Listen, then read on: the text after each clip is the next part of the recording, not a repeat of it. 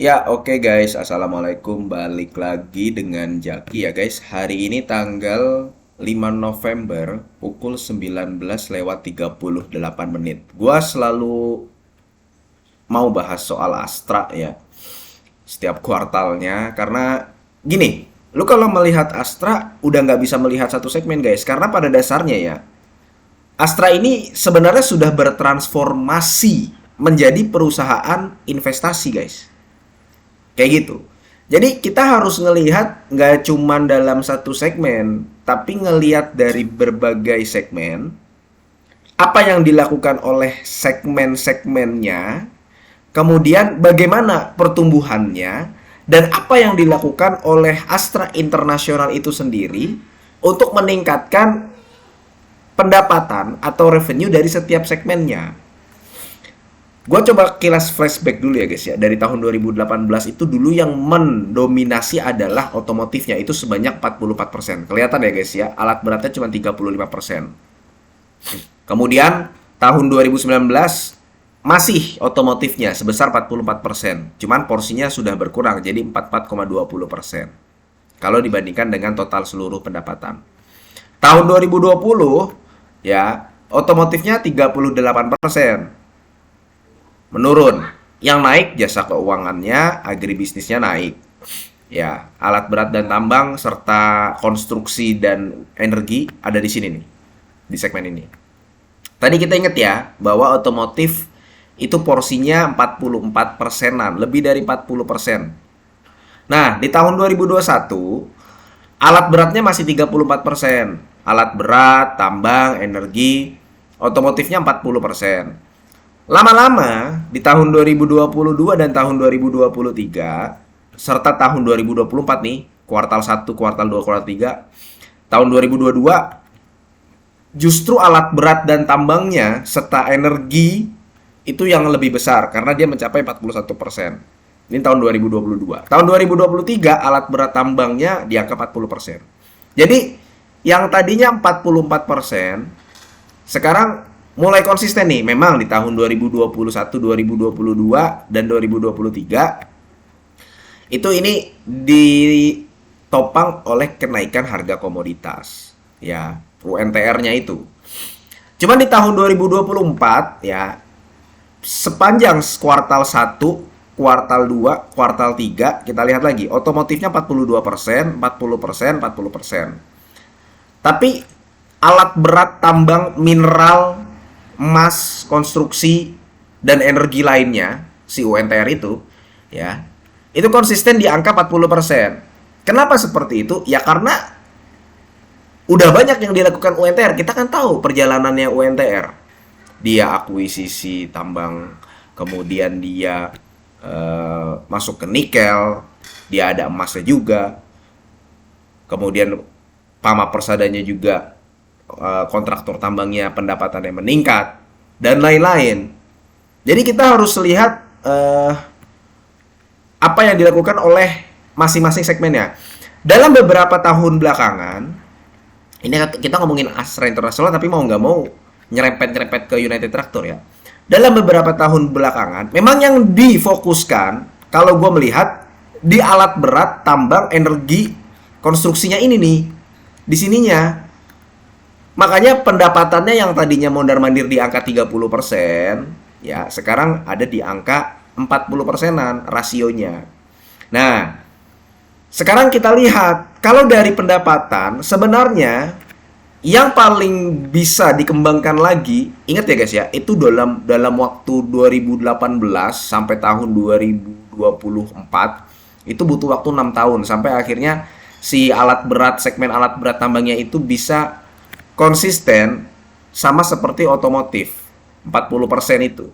Nah, kalau dilihat dari porsinya ini yang sebenarnya masih bisa dikembangkan oleh Astra International ketiga setelah otomotif dan alat berat, kontraktor tambang, kemudian energinya itu adalah jasa keuangannya. Jasa keuangannya. Karena coba perhatikan, ini kita lihat jasa keuangan ya guys ya, jasa keuangan. Jasa keuangan, ya ini di sini nih. Tahun 2018 itu cuman mencatatkan 19 triliun. 2020 20 triliun, 24 triliun, 26 triliun. Sekarang sepanjang kuartal 3 tahun 2024 jasa keuangannya mencatatkan 24 triliun. Bukan tidak mungkin dia bisa mengalahkan di tahun 2022 atau bahkan bisa lebih dari tahun 2023 jasa keuangannya dari Astra International. Ya. Kemudian kalau dilihat dari pertumbuhannya otomotif nih ya, ini kita ngomongin otomotif dulu nih. Otomotif, kalau gua ngelihat dari data tahun 2019 sampai tahun 2023, itu rata-rata pertumbuhannya ada di angka 7%. Untuk keuangan ada di angka 9%-an. Untuk alat berat pertambangan, konstruksi, energi itu ada di angka 12%. Jadi sebenarnya lumayan nih. Makanya kan kenapa Astra International tinggi labanya di tahun 2024 kuartal 3? Karena salah satunya ditopang oleh si UNTR-nya itu. UNTR-nya itu memang masih bisa bertumbuh terus, guys. Masih bisa bertumbuh. Makanya di sini kalau dilihat rata-rata pertumbuhannya dari tahun 2019 sampai tahun 2023 itu 12% terbesar. Kedua terbesar sih, sebenarnya ada yang paling besar. Propertinya. Tapi kita lanjut dulu. Agribisnisnya cuma 2,66%, nggak terlalu besar lah. Ya memang Astra Agro Lestari kita tahu ya, yang nggak terlalu banyak bisa diharapkan untuk saat ini menyumbang pendapatan bagi si Astra International. Kemudian setelah agribisnis itu ada infrastruktur dan logistik. Ini juga porsinya nggak terlalu besar, tapi pertumbuhannya ada di angka 5%. Teknologi informasi ada di angka minus bahkan 4,77%. Dan yang terakhir properti paling tinggi karena memang yang paling kecil properti ini dibandingkan dengan segmen lain. Nah sekarang kita udah ngebaca data ini guys. Tadi kan gue bilang Astra International itu sebenarnya sekarang sudah bertransformasi sebagai perusahaan investasi. Ya kalau misalkan ya sebenarnya kayak Saratoga ya. Kalau di luar kayak Berkshire Hathaway gitu ya. Saratoga Investama. Dia jadi udah bertransformasi sebagai perusahaan investasi kalau gue lihat. Jadi kalau dibilang, nah setelah melihat data ini, kalau dibilang dia sunset bisnis, enggak.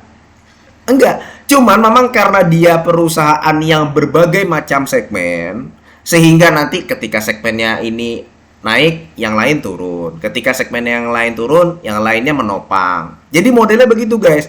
Dan karena terdiri dari berbagai macam segmen, akan ada banyak berita-berita bagi Astra International ini. Kalau ada kan dia terdiversifikasi. Kalau ada berita buruk soal pertambangan, Astra kena. Kalau misalkan ada berita buruk soal alat berat, kena juga. Kalau misalkan ada berita buruk tentang otomotif, kena juga. Jadi, yaitu memang perusahaan yang melakukan diversifikasi, ya itulah. Kalau misalkan risikonya itu banyak berita-berita miring yang menghampiri dari saham tersebut. Alhasil kalau banyak berita-berita miring yang menghampiri saham tersebut, meskipun dividennya sangat menarik dan valuasinya sangat murah, ya sahamnya nggak naik-naik dengan tinggi. Coba lihat di saham-saham perusahaan efek kita. Yang naik tinggi justru bukan yang kebanyakan ya guys ya, yang memang benar-benar naik tinggi, bukan yang fundamentalnya benar-benar bagus, enggak. Tapi yang banyak dibicarakan oleh orang. Nah, sedangkan Astra ini karena terdiri dari berbagai macam segmen, ketika ada berita buruk, dia juga banyak menjadikan informasi-informasi yang negatif itu masuk ke Astra semua. Kalau itu terjadi, ya hasil sahamnya juga nggak bisa terlalu naik tinggi. Itu minusnya sebagai perusahaan investasi yang sudah banyak melakukan diversifikasi bisnis. Tapi plusnya, ya, mau bagaimanapun kondisinya, mau bagaimanapun berita buruk yang menghampirinya, karena dia terdiversifikasi, ketika ada salah satu yang memang turun, atau yang memang sedang tidak dalam puncak performanya, yang lainnya bisa menopang. Contohnya waktu di kuartal 3 tahun 2024 ini, kebanyakan memang ditopang oleh UNTR. Otomotifnya juga nggak lesu-lesu amat, malah justru meningkat guys. Kalau dibandingkan dengan year on year kuartal 3 tahun 2023 lalu. Jadi kita harus melihat Astra ini secara keseluruhan. Nggak bisa kita menyimpulkan bahwa si Astra ini karena penjualan mobil turun, oh dia turun. Ya memang Astranya nggak ngelakuin apa-apa. Dia jualan mobil-mobil hybrid juga jualan. Kemudian dia juga akuisisi OLX. Kemudian dia juga eh membuat ekosistem kendaraan listrik, kita ngelihat ke situnya, nggak bisa disimpulkan bahwa penjualan mobil listrik meningkat, kemudian penjualan mobil nasional turun, itu masa depan suram buat Astra. Nggak bisa disimpulkan begitu, karena ya itu tadi, dia sudah bertransformasi menjadi perusahaan yang terdiri dari berbagai macam segmen. Dan kalau dilihat dari beberapa langkah Astra belakangan, memang dia masih coba meningkatkan yang ini. Ya, alat berat, pertambangan, kita kan lihat United Tractor ya. Cuman bukan tidak mungkin jasa keuangan di beberapa tahun ke depan juga bisa menopang Astra. Itu guys. Jadi sekian ya guys ya, mudah-mudahan video ini bermanfaat dan semoga lo sehat selalu sehingga kita bisa bertemu kembali di video-video selanjutnya. Ini bukan ajakan jual beli. Gua akhiri, wassalamualaikum warahmatullahi wabarakatuh.